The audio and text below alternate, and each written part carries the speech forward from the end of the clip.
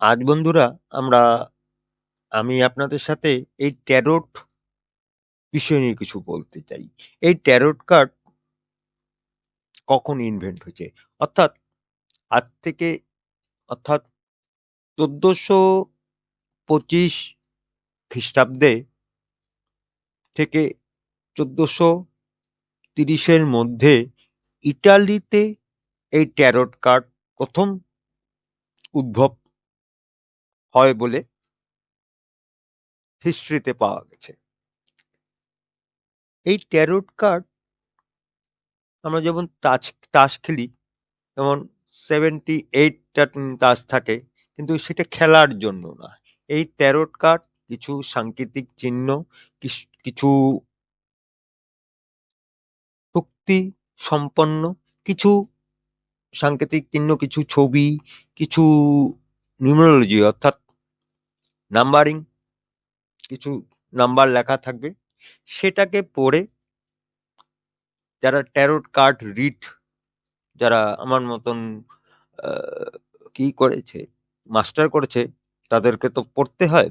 Tarot card read করে বা বুঝে কি বলছে সেটার উপরে বক্তব্য দিতে হয়। আর এটা সব ট্যারোট কার্ড যারা রিড করে বা মাস্টার করেছে তারা সবাই জানে যে ট্যারোট কার্ড নিজেই উত্তর দিতে সক্ষম, কিন্তু তার উত্তর যেহেতু সে